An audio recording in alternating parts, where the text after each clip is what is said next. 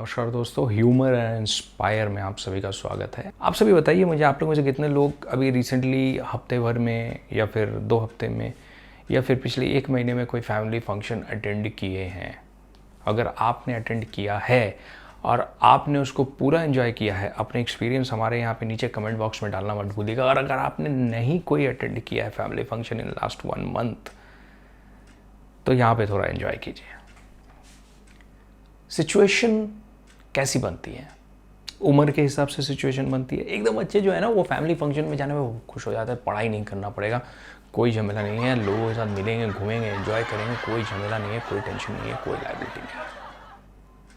थोड़ा सा बड़े होते हैं लोग, स्कूल कॉलेजेस में जाने लगते हैं, फैमिली फंक्शन में जाते हैं, पूछा जाता है कौन से स्कूल में हो, कौन से कॉलेज में हो, कौन सा स्ट्रीम लेकर पढ़ रहे हो, आर्ट, साइंस, ह्यूमैनिटीज़, आगे चल के क्या करना है। थोड़ा सा ऑकवर्ड लगने लगता है। ये ऑकवर्डनेस की शुरुआत है। मतलब बचपन में टेंशन नहीं है, क्या पूछेंगे, कौन सा स्कूल, क्या नाम, 2 का पहाड़ा बताओ, इससे ज़्यादा क्या। जैसे ही 9, 10, 11, 12 कॉलेज, कौन सा स्कूल, कहाँ पे पढ़ते हो, एंड कॉलेज क्या पढ़ते हो, क्या करने का मन है, थोड़ा और कॉलेज पास होने के बाद कहाँ काम करते हो, क्या करने का मन है, बेटी की शादी क्यों नहीं हुई।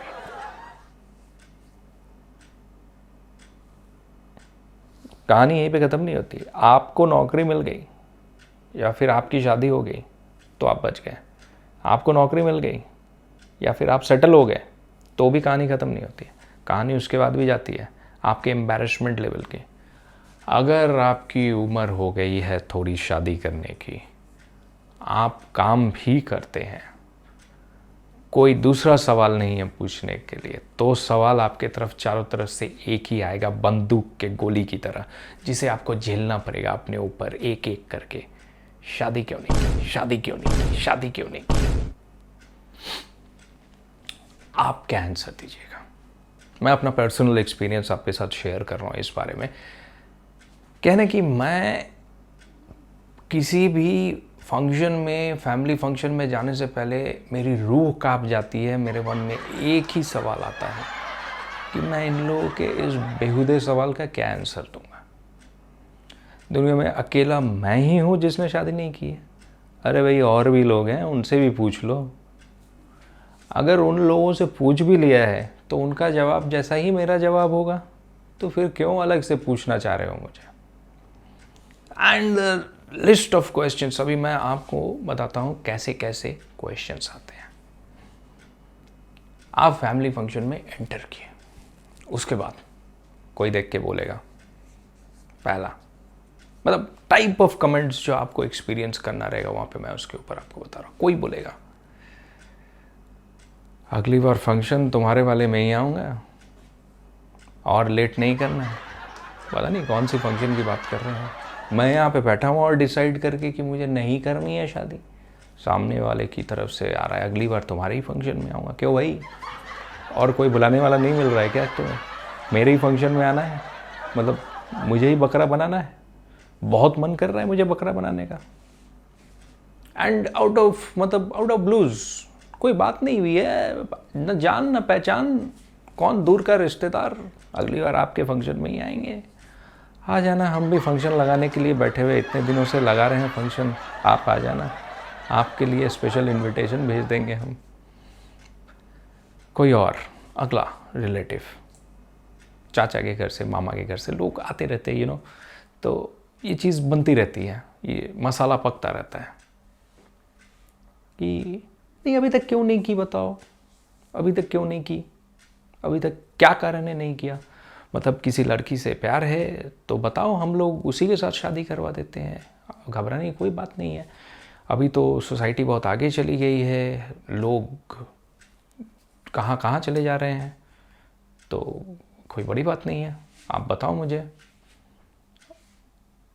मतलब अरे भैया, अगर कोई होगी मुझे अगर कोई रिलेशन रखा होगा मैंने, तो मैं अपने घर में माता पिता से बात कर लूँगा, घर वालों से बात कर लूँगा। आप कौन है भाई?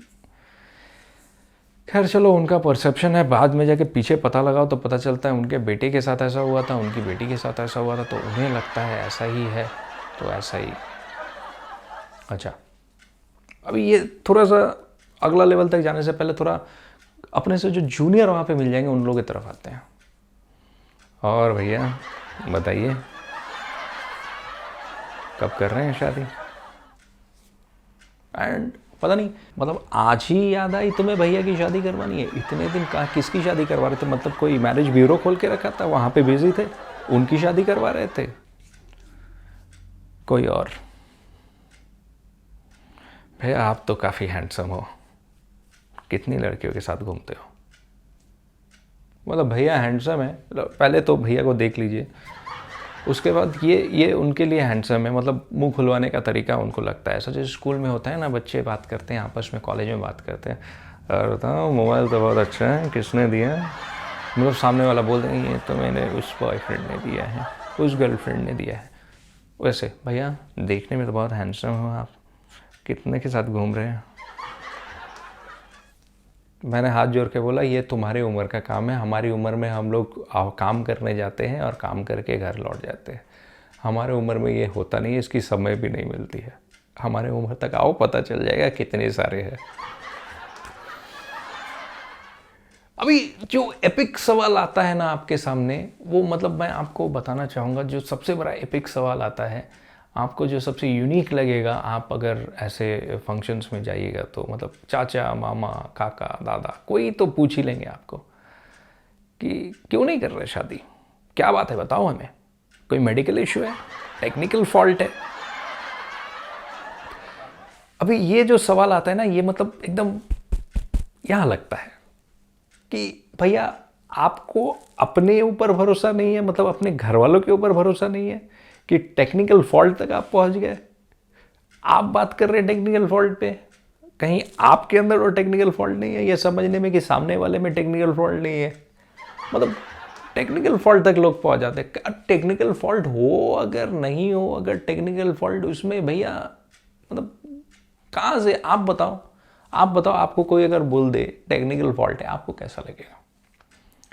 लेकिन क्या है ना कि अब चले गए हैं, सारे अपने लोग हैं, और हमने भैया गलती कर दी है नहीं करके शादी, तो ये सब लेनी पड़ेगी, ये सब मार खाने पड़ेंगे, और ये सब मार खा के आपको खड़ा रहना पड़ेगा वहाँ पे। आप जवाब नहीं दे सकते क्योंकि सारे आपके घर के लोग हैं एंड उनके पास पूरा राइट है ऐसा सवाल करने का। सो ये जो राइट है ना उनके पास सवाल करने का, ये राइट सबसे बड़ा यूनिक चीज़ है जो उनको ये अथॉरिटी देता है कि वो कुछ भी बोल सकते हैं, मतलब कुछ भी, टेक्निकल फॉल्ट तक चले जाएंगे।